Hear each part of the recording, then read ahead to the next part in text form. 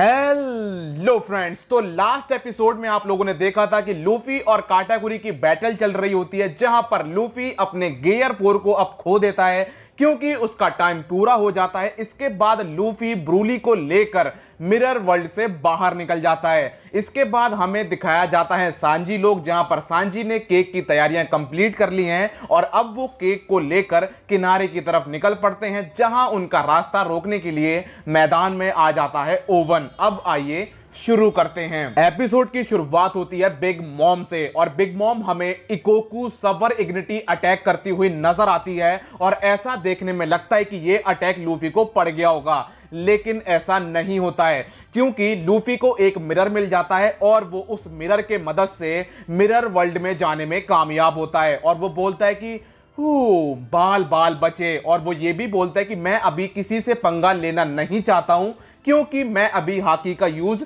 नहीं कर सकता हूं। लेकिन इस चीज का ब्रूली फायदा उठाती है और वो बोलती है बड़े भैया मेरी मदद करो। काटाकुरी ब्रूली की आवाज सुनता है और वो ब्रूली के पास पहुंच जाता है, अपना हाथ लंबा करता है लूफी को पकड़ने के लिए, लेकिन लूफी ब्रूली को लेकर फिर दोबारा मिरर वर्ल्ड से बाहर निकल जाता है। इसके बाद हमें बैजी की शिप दिखाई जाती है जिसका पीछा छोटी छोटी शिप कर रही होती हैं और इसके बाद जो छोटी छोटी शिप होती हैं वो एकदम से हैवी अटैक कर देती हैं बैजी की शिप के ऊपर, जहां पर बैजी के साथी बैजी से बोलते हैं कि सर इन्होंने एकदम से हमारे ऊपर काफी तगड़ा हमला कर दिया है और हम इसे ज्यादा देर तक नहीं झेल पाएंगे। जिसके बाद बैजी बोलते हैं कि हमें इसे झेलना होगा और हमें चोको आइलैंड के किनारे तक कैसे भी करके पहुंचना होगा। इसके बाद हमें ओवन दिखाया जाता है जिसने चिफोन को पकड़ रखा होता है और वो उससे बोलता है कि मुझे यकीन नहीं हो रहा है कि बैजी इतना लापरवाह इंसान है, वो यहां पर आने की गलती कर रहा है। खैर छोड़ो, इसका मतलब उसे तुम्हारी परवाह है।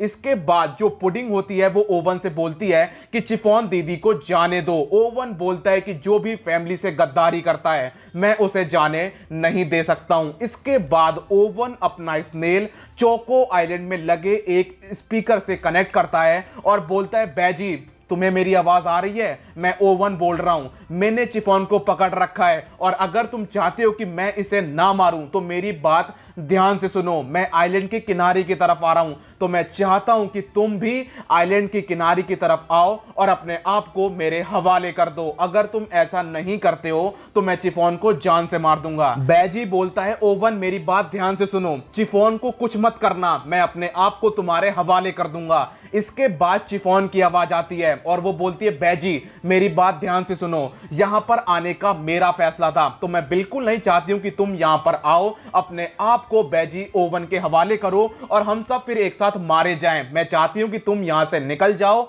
और एक दिन मेरा बदला लेना, क्योंकि मामा ने हमेशा मुझसे नफरत करी है, तो तुम ही लोग मेरी फैमिली हो। और बैजी ये बात सुनकर हिल जाता है। इसके बाद आपको लगता है कि बैजी पीछे हटेगा? बिल्कुल, आपका जवाब बिल्कुल सही है कि बैजी पीछे नहीं हटेगा। बैजी अपना तमंचा बाहर निकालता है और वो सीधा ओवन को टारगेट कर देता है। एक छोटी सी गोली बाहर निकलती है और ओवन के मुंह के पास जाके फटती है, जिसके बाद ओवन बैलगाड़ी से नीचे गिर जाता है। इसके बाद हमें चॉपर लोग दिखाए जाते हैं, जहां पर चॉपर सबको बताता है कि बिग मॉम और छोटी छोटी शिप हमारी तरफ बढ़ रही हैं, तो जिम्बे बोलता है कि लड़ने के लिए तैयार हो जाओ। इधर जो चॉपर होता है वो कैरेट से बोलता है कैरेट लड़ने के लिए तैयार हो जाओ, जब तक सांजी लोग नहीं आते हैं हमें लड़ना होगा। लेकिन कैरेट उसे कोई जवाब नहीं देती है, तो चॉपर कैरेट के पास जाता है। वो काफी बातें करता है लेकिन कैरेट बस चॉपर से एक बात बोलती है कि आज पूर्णिमा की रात है ना। फिर हमें ओवन दिखाया जाता है जिसका दिमाग पहले से और ज्यादा गर्म हो जाता है और फिर हमें दिखाया जाता है बैजी जो कि किनारे की तरफ बढ़ रहा होता है। सबको लगता है कि जैसे ही बैजी की शिप किनारे से टकराएगी बैजी का काम खत्म। बैजी की शिप जैसे ही किनारे से टकराती है सबको लगता है कि बैजी का काम खत्म, लेकिन बैजी की शिप बहुत ही कमाल की है क्योंकि ये पानी में भी चल सकती है और ये जमीन पर भी चल सकती है क्योंकि इसमें टैंक वाली जीन लगी हुई है। तो अब बैजी की शिप जमीन पर चलना शुरू करती है, तो इनके सामने एक नई चुनौती आती है कि केक को बैजी की शिप के ऊपर कैसे रखा जाए। तो अब मैदान में आता है सांजी। वो शिप को मतलब कि बैलगाड़ी को अपने एक पैर पर उठाता है और बोलता है बैजी शिप में जगह बनाओ। ओवन ये देखकर हैरान रह जाता है कि आखिरकार एक शेफ में इतनी ताकत कैसे हो सकती है। फिर हमें लूफी दिखाया जाता है जो कि एक आइलैंड से दूसरे आइलैंड, दूसरे आइलैंड से तीसरे आइलैंड में भाग रहा होता है। तो ब्रूली उससे बोलती है तुम क्या कर रहे हो, अगर तुम्हें भागना ही है तो तुम सीधा चौको आइलैंड में क्यों नहीं पहुंच जाते हो। जिसके बाद लूफी ब्रूली से बोलता है तुम्हें यह कैसे पता। ब्रूली बोलती है अब यह सबको पता है क्योंकि मैंने तुम्हें बोलते हुए सुन लिया था। इसके बाद लूफी अपना दिमाग लगाता है और वो बोलता है कि जब मैं अपनी हाकी को यूज करता हूं तो थोड़ी देर बाद ही मेरी हाकी कमजोर होने लगती है। तो अगर मैं काटाकुरी से लंबी बैटल करूं तो उसकी भी हाकी धीरे धीरे कमजोर होगी और फिर उसे सिल्वर रेलिक की ट्रेनिंग याद आती है, जहां पर सिल्वर रेलिक सबसे पहले उसे दूसरों की प्रेजेंस को महसूस करना सिखाता है, फिर वो उसे दूसरों के मूव से बचना सिखाता है और वो फिर बताता है कि जब तुम ताकतवर ओपोनेंट से लड़ोगे तो तुम्हारी हाकी और ताकतवर बनोगी और जब तुम ऑब्जर्वेशन हाकी को और अच्छे लेवल पे ले जाओगे तब तुम ये सीखोगे कि दूसरा इंसान मूव करेगा उससे ही पहले तुम उसके मूव को समझ पाओगे। और आज लूफी को समझ में आता है कि वो फ्यूचर ऑब्जर्वेशन हाकी की बात कर रहा होता है। तो लूफी बोलता है कि काश मैं भी फ्यूचर ऑब्जर्वेशन हाकी का यूज कर पाता। तो वो बोलता है कि अगर मुझे काटाकुरी को हराना है तो मुझे उसे सरपास करना होगा। इसके बाद हमें काटाकुरी दिखाया जाता है। काटाकुरी जो कि मुगिवारा लूफी का इंतजार कर रहा होता है और 10 मिनट अब बीत जाते हैं तो वो बोलता है कि लग रहा है वो वापस नहीं आएगा, वो अपने क्रू के पास वापस चला गया है। खैर छोड़ो, उसमें कोई दिक्कत नहीं है क्योंकि मामा उनके पीछे पड़ी हुई हैं तो वो भाग नहीं पाएगा। तो काटाकुरी वहां से जा रहा होता है लेकिन एक बार वो फ्यूचर ऑब्जर्वेशन हाकी का यूज करता है एक बार और वो देखता है कि मुगिवारा लूफी वापस आ चुका है। तो अब लूफी मैदान में वापस आ जाता है, अपने हाथों में आर्मामेंट हाकी की कोटिंग करता है और वो काटाकुरी के ऊपर हमला कर देता है। इसके बाद हमें सांजी दिखाया जाता है जिसने बैलगाड़ी को अपने पैरों पर उठा रखा होता है और वो बोलता है बैजी जल्दी करो, मुझे इस बैलगाड़ी को शिप पर रखना है। तो बैजी बोलता है अपने साथियों से जल्दी से जगह बनाओ। तो अब सांजी के लिए जगह बना दी जाती है और सांजी बहुत आराम से केक को शिप के ऊपर रख देता है। यह काम बहुत ही परफेक्ट तरीके से होता है कि हर एक इंसान वहां पर ये देखकर हैरान होता है कि इतने आराम से सांजी ने केक को बैजी की शिप में रख दिया है। इसके बाद सब लोग एक दूसरे से मिलकर खुश होते हैं। इधर जो ओवन होता है वो गुस्से में होता है और वो शिप के सामने जाके खड़ा हो जाता है। वो बोलता है कि मैं इस शिप को अपने हाथों से रोक दूंगा, लेकिन बैजी की शिप ओवन को कुचल के आगे बढ़ जाती है। फिर हमें चिफॉन दिखाई जाती है जो कि अपने बच्चे के साथ खेल रही होती है। उसका बेटा जो कि पैज है उसकी नजर अपने नाना जी के ऊपर पड़ती है। उसके नाना जी पाउंड है। पाउंड की नजर जब अपने नाती के ऊपर पड़ती है तो वो बहुत ही ज्यादा खुश होते हैं। कुल मिलाकर जब ये दोनों एक दूसरे को देखते हैं तो काफी खुश होते हैं। इसके बाद जो बैजी होता है वो पुडिंग को बताता है कि मेरी शिप एकदम से नहीं मुड़ पाएगी पानी की तरफ, तो मुझे थोड़ा सा चौको आइलैंड के घर को तोड़कर मुड़ना पड़ेगा। पुडिंग बोलती है ठीक है बैजी, तुम ऐसा कर सकते हो क्योंकि ये जरूरी है। तो अब बैजी की शिप चौको आइलैंड के जो घर होते हैं उन्हें तोड़कर मुड़ना शुरू करती है। जिसके बाद सांजी बोलते हैं कि घर टूट रहे हैं। पुडिंग बोलती है कि मैं इन घर को ठीक कर दूंगी।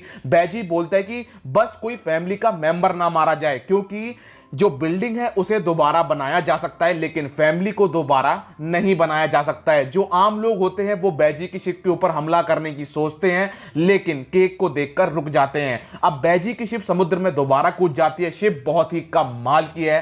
सांजी बैजी का शुक्रिया अदा करता है लेकिन अब सांजी को पसीना आने लगता है। तो जब ये लोग ध्यान से देखते हैं तो इधर ओवन ने अपने हाथ समुद्र में डाल दिए हैं और उसने पानी को उबालना शुरू कर दिया है, यानी कि तापमान बहुत बुरी तरीके से बढ़ा दिया है। इसके बाद जो चिफॉन और पुडिंग होती है इन दोनों की थोड़ी सी चिंता बढ़ जाती है क्योंकि जो इन्होंने चॉकलेट बनाई है वो एक सीमित तापमान में बनाई गई है, लेकिन ओवन अगर तापमान को बढ़ाता रहेगा तो चॉकलेट का टेस्ट खराब हो सकता है। तो यहां पर अब पाउंड मैदान में आता है एक लकड़ी का टुकड़ा लेकर और वो ओवन के शरीर पर दे मारता है। पाउंड की यह हरकत ओवन को और ज्यादा गुस्सा दिला देती है और अब वो पाउंड की तरफ बढ़ रहा होता है और वो उससे बोलता है क्या तुम अपने स्टेपसन को मारना चाहते हो। इसके बाद जो पाउंड होता है वो अपनी बेटी को देखकर बहुत खुश होता है और वो ये भी समझ जाता है कि अब मेरा आखिरी समय आ चुका है। इसके बाद हमें वो समय दिखाया जाता है जब लोला और चिफॉन का जन्म होता है।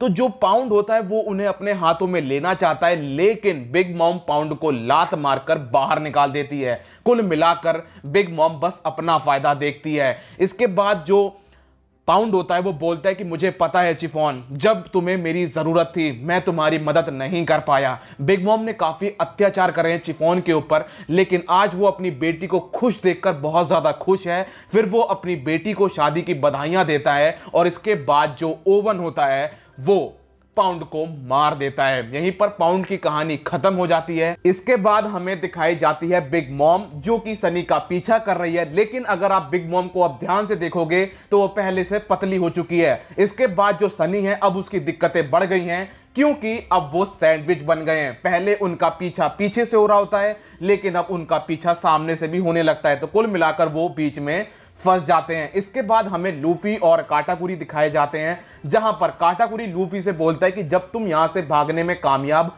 हो गए थे तो तुम वापस क्यों आए, और यहीं पर एपिसोड खत्म हो जाता है। मिलता हूं अगली वीडियो में, जब तक के लिए अपना ख्याल रखिए, कोरोना से सावधान, गुड बाय।